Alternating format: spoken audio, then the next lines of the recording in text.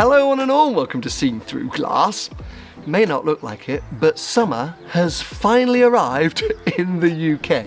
The last few days have been glorious. We've had bright blue skies, loads of sunshine, a bit of heat.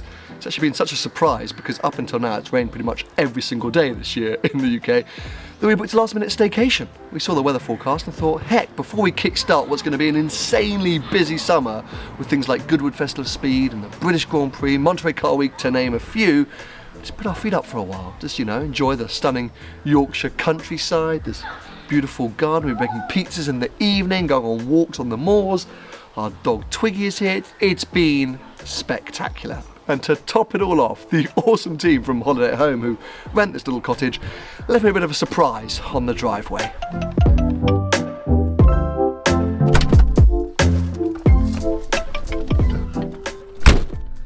So this is a 1979 Range Rover. I think it's fair to say not every time you rent a home from Holiday at Home do you get an awesome classic car on the driveway.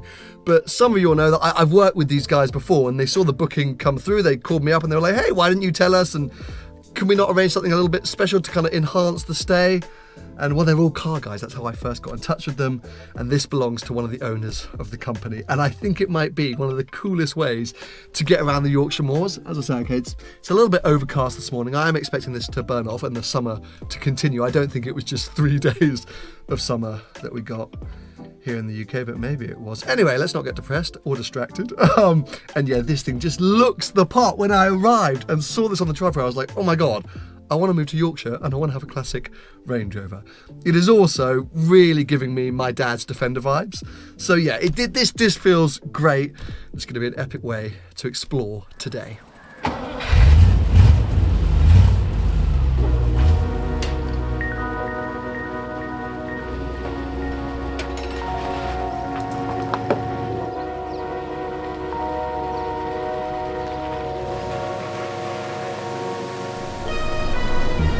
Now I say explore, but as you will have worked out from the title of this video, it's not really what today is about. Yes, we're up here in Yorkshire on a little staycation, but I had to come up here anyway. When we saw the weather forecast, thought rather than doing an 8-hour round trip by myself, we'd just extend it and make it a weekend away with the family. The reason I was coming up here is because Alexander's Prestige currently have 2 cars in stock that I've been really intrigued to compare.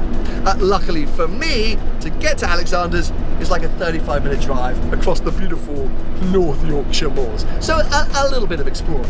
You know what's funny? When I was in the south of France, I kept saying, oh my God, I need to move somewhere where epic driving roads are on your doorstep. And that little cottage we're in, it's in Osmotherley. I have to say it in that accent because I keep saying, I'm looking for Osmotherley. And people don't know what I'm talking about, so it's Osmotherley. And it's literally on the doorstep to epic North York moors driving roads. So maybe that's the answer. Maybe I should just move to Yorkshire.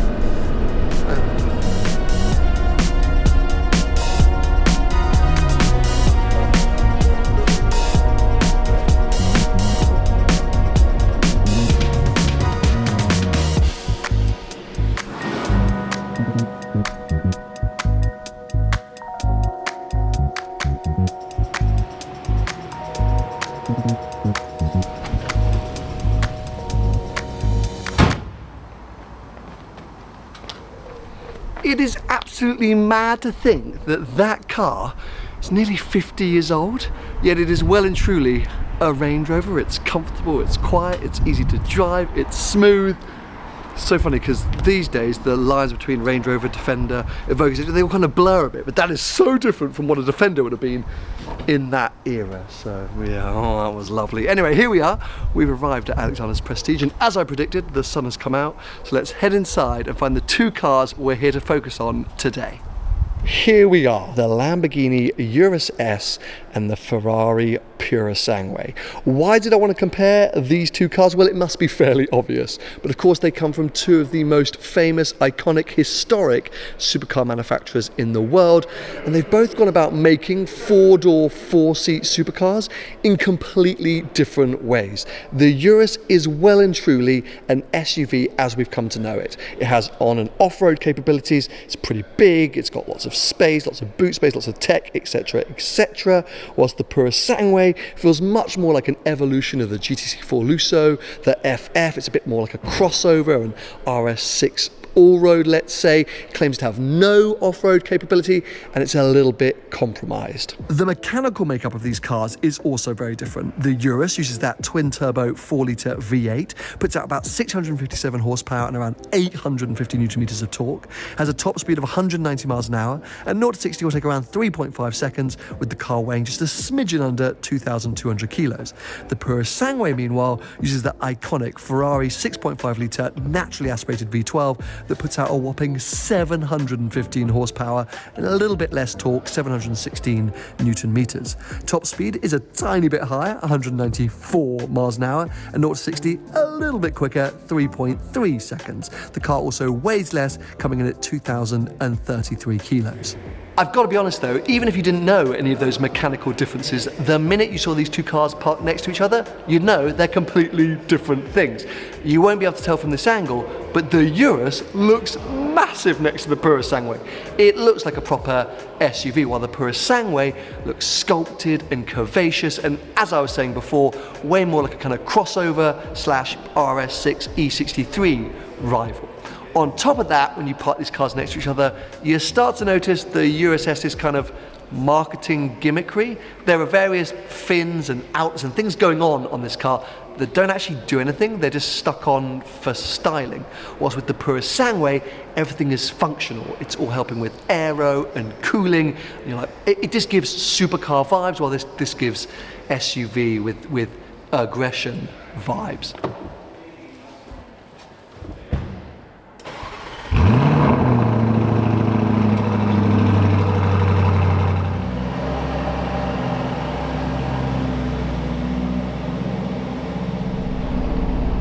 Don't mind me, just some high pressure reversing. I guess a chance to test out the Urus's maneuverability. I mean, we've got all the kit in this thing, endless 360 surround cameras and parking sensors, but yeah, it's not small as I've been hinting at, so let me just concentrate. I have to say, this is pretty good. I mean, there's a few beeps going on, but I actually think somehow I've got away with it, which is a winner. So we can continue onto the road. Big plus point for the Urus S there. If you're in a tight showroom, you can find your way out. Just take your time and pay attention, because, well, especially when it's not yours and it's for sale, you could end up with a big bill.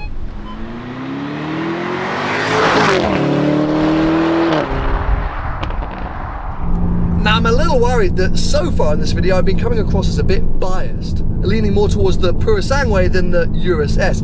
It's not intentional. I mean, I do generally lean towards Ferraris in most situations, but I actually believe there's a case for ownership for either of these vehicles, or maybe even both of these vehicles. I'm just so interested at how different they are. And yes, I am in the camp that does believe Ferrari when they say the Purosangue is not an SUV. I know I'm in the minority. I thought maybe with this video it would help point out just how un-SUV it is. Anyway, let's get back to that, because we're in the Urus S. Now, both of these cars are like delivery mileage examples, as is often the way with Alexander's Prestige stock. So I'm not going far, I'm not driving it that hard, but I've driven both of these cars before, so I do have, well, references to call upon. Now, I've kind of been bemoaning the fact that, well, the Urus was an SUV, it's an SUV. But for me, that's the biggest plus point. It's a Lamborghini SUV. This thing is so practical, so usable, because it's essentially a Q8, that it means you could live with a Lamborghini. Now, there'll be plenty of people out there being like, oh, I could live with an Aventador if I wanted to. But you can't. If you've got kids, if you've got a family, if you've got dogs, it's just not happening. This thing, you could have 2 baby car seats back there with ISOFIX. You could travel with 4 mates on a huge journey. This is my driving position. I'm 6'2", and I can happily sit behind this seat. There's so much space in the back. The boots are fairly generous size. It's not massive, but it's big. And you just got everything you could need. But then on top of that, you got the Lambo factor. I mean, it helps with this particular car. We've got this lime green leather. But there's just so much going on. There's, of course, the fighter pilot style start-stop button to changed the driver modes. There's these big pulleys that you yank. The flappy paddles are sort of nicely designed. There's a massive Lambo badge. And then there's all the noise and the pops and the crackles that just makes you feel like you're in a hooligan-mobile. I mean, it's so funny, this car, because you see them everywhere. I don't understand it because they hold their value so well. So it's not like, oh, well, they're bargains on the used market. I think like the really early cars with a whole load of miles have just dropped below their original list price, which is crazy. I think they're making like 5,000 of these cars a year. But yeah, they're so popular, and I truly understand why. It's a very good, very usable, probably quite reliable modern SUV with enough Lambo in it to make it feel stupidly special. So I have to applaud them for it.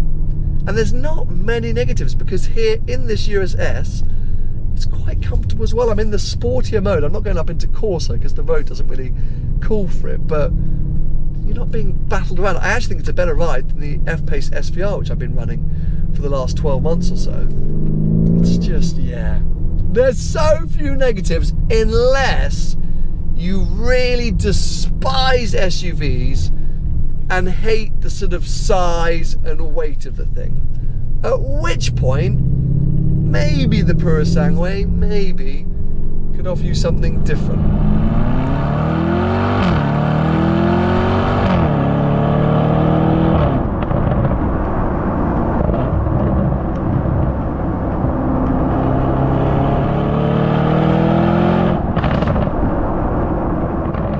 Before I jump out, I just wanted to remind you about the number of driving modes available in a Urus, because this will be a point of differentiation when we get into the Purosangue in 2 seconds.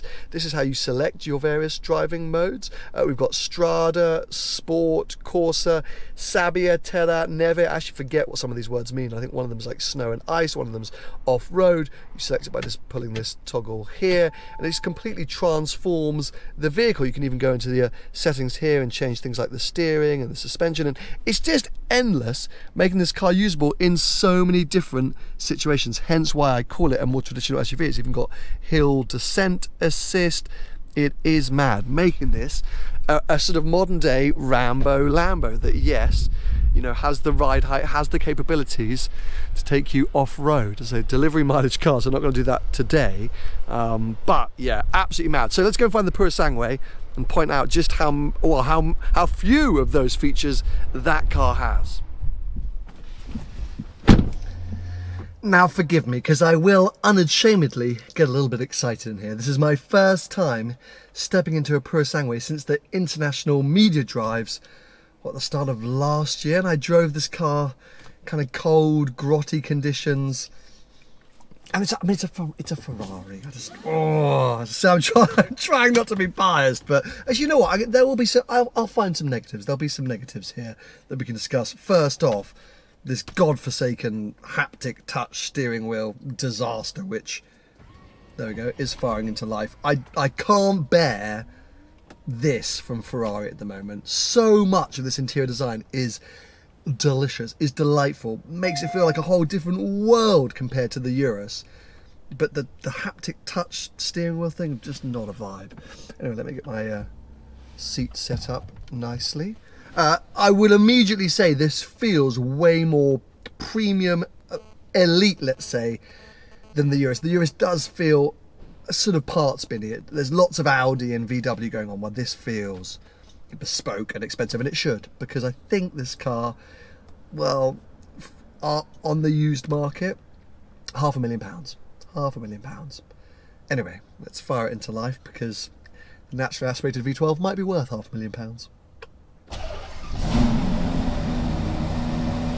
So funny. So much less fanfare than days of old. This is another, as I say, brand new car, delivery mileage, so it's almost a bit muted until you start to open it up. A lovely big carbon fibre shifter paddles, huge paddles compared to the Urus, and yeah, that soundtrack is way more exciting, I think, personally. The seating position is very different. In the Urus, you feel like you're sitting up high, kind of on top of the car. I feel really low now with this long bonnet stretching out in front of me, which is why this thing feels way more reminiscent of a Lusso or an FF. even an 812 superfast, basically any front engine V12 Ferrari really. So pull the pedal, first gear. We're going to have to do the same slightly interesting reversing manoeuvre, so I'm going to give myself plenty of space to do that. Again, the gear select, I mean, it's after the big chunky stuff in the Urus, this all feels a bit delicate, not necessarily in the best kind of way. Now this time I'm going to pay way more attention, not that I'm always paying attention to the Urus, but this car is double the price. So another test for manoeuvrability here. I definitely don't feel as confident. I don't feel like I can see out as well as I could the Urus.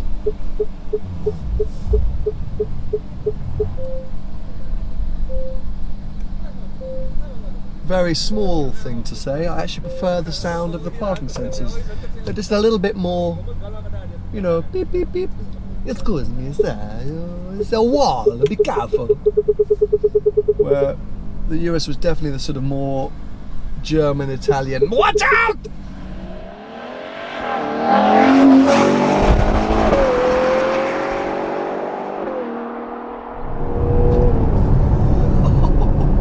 Oh my god. I mean, these cars are night and day. I'm trying to be respectful because yes, it's a delivery mileage example that Alexander's had for sale, but this is a Ferrari, like through and through. You know what? This is a sports car or a supercar. It's so mad because that Urus felt instantly familiar. It's the VW parts bin of it. Yes, it's got Lambo in it, and that's what I was saying, it needs to be celebrated because somehow they've made it a Lambo despite how familiar it all is. But this thing is familiar as a Ferrari. Like, I didn't really want to push on in the Lambo, was this. I'm like, take me to the Alps. It's just... However, the ride, immediately much more firm. I'm in the softest setting that I can be in sport mode. It's got very clever suspension, this Purosangue. You can kind of dial it back or dial it up, even no matter what sort of driving mode you're in. And actually just on that, because we were talking about driving modes in the Urus, I basically only got 5 in here. I've got an ice, a wet, a sort of normal, what do they actually call normal? Comfort. Got an ice, a wet, a comfort, a sport, and then an ESC off. No off-road mode. It is here to be driven hard and fast on the road, or dare I even say it, on the track. When I went to the international press drives for this thing, they mentioned driving it on the track, and I was like, what? But yeah, it's just, it's such a tactile little thing, those massive shifter paddles that control that engine singing. I try not to get carried away. Seats, definitely not as comfortable as the Urus. In the Urus, I was prepared to go and do 5,000 miles. I feel like after 300 or 400 miles, I'm going to want to get out and stretch. They're just quite firm. Some of the design means that they're kind of digging into my back in annoying places. It's just the stitching and stuff. But yeah, they're firm. I think the negatives around this are, it probably isn't very good at just doing the mundane. The Urus can be dialed back. It's quite hard to dial this thing back because sitting in it, you feel like you're in an 812, a Lusso. You've got that similar kind of look out in front of you, this long bonnet that houses the hunking grey V12 engine. Like so much of the driving characteristics just feel like other V12 Ferrari. So it implores you to drive that way. The increased ride height, the suspension, travel, and things like that just mean that it's nice to drive down a British road. And let's not forget, you can fit your mates or a couple of babies in the back. It's a 2+2 rather than a 2+3 as the Urus is. And the boot is definitely not as big in this car. Like, I remember it at the launch as well. It's not got a particularly big boot, but it's a practical Ferrari. It's the most practical Ferrari you can get. I think though, the Urus could be a one-car garage. This, I think you're going to have a multitude of cars. You're probably still going to have a Range Rover alongside this, or maybe a Urus alongside. It's still a bit too supercar to be used as just the grocery getter. You could go and get them, but you're going to be there and back pretty quickly because, oh, it drives so well, and it's a Ferrari. Oh! Be careful, Sam. £500,000, not yours, currently for sale. Well, hopefully I'm doing, this is a good advert for it, right? It's just, now, it being 2024, I don't imagine putting the windows down is going to do much, because as we experienced when we started this thing up, it's going to be a bit muted, but now we're out on the road.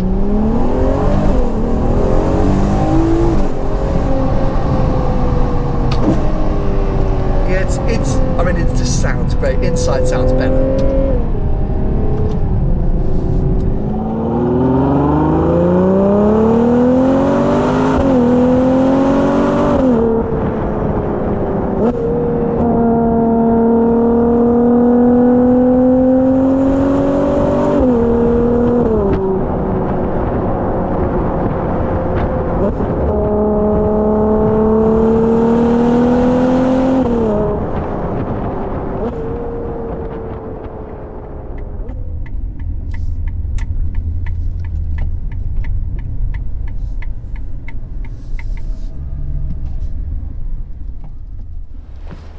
Now, I'm fully aware that this comparison, a little niche.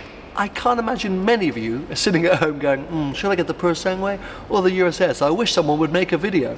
And talking about cars for sale for £500,000, £250,000, But it's a Lamborghini, it's a Ferrari, and that's what this channel's all about. So go with me here. We're talking about this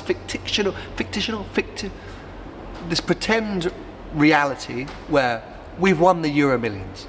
You're trying to debate what to do. Here's what I would do if I was lucky enough to suddenly have unlimited amounts of cash. I think I'd buy the Urus, which is so not me, like I'm not a Urus owner, and a 488. Do you see what I'm trying to say? Actually, no, that's just a total lie. If I had 100 million, I'd buy the Purosangue. Who am I kidding? My point being, the Urus is such a great car at theoretically half the price of a Purosangue at the moment, that you could go out and then buy a whole other Ferrari on top of a Urus and still get the same. But I would have the Purosangue because I'm that person. But it's so much money, isn't it? It's so much money for less of a car, less of a whole car, more of a super. Yeah. Anyway, huge thanks to Alexander's for letting me do this, because I saw the two cars pop up on their website and I called Andrew. I was like, oh my god, I know their delivery mileage, but please, can I want to know. For that kind of, that dream moment of, oh well, got 150 mil, how do I spend it? Maybe one day, who knows. Anyway, time to pack up and head back to Osmotherley and the staycation. Before I do that, let me do a quick whip round and just show you some of the things in the showroom. We kick things off with this very cool Spider RS. Absolutely adored this car when I drove it in Germany last year. Yet to have another go on one, but desperate to do so. I just thought it was absolutely mega. Check out this Manti GT3. That's the fully equipped Manti version of me and Tony's car. Tony from Gravel would absolutely obsess over that. Lots of black cars knocking around. We've got the GT Speed variant of the Bentley Continental GT, an Aventador S, a 488, which is now sold, which is a bit of a shame because I wanted to snoop around this today. I think these are incredibly good value at the moment. Maybe that's a future video revisiting the 488. People are overlooking that car and they're silly to do so.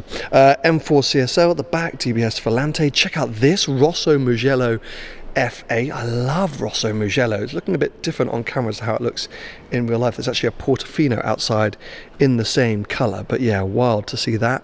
Also wild to see Pista Pilotti. Look at that, nearly £500,000, well, 440 grand. That's insanity. Very nice Defender in the kind of light green with tan.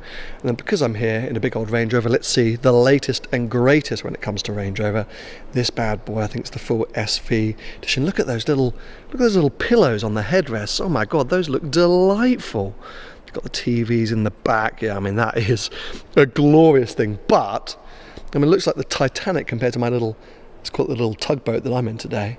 Super nice though, I have to say. But yeah, always wild stock. So thanks to the team for letting me come down here today. I can't stop looking at that. Let's go find the Range Rover and head back across the moors.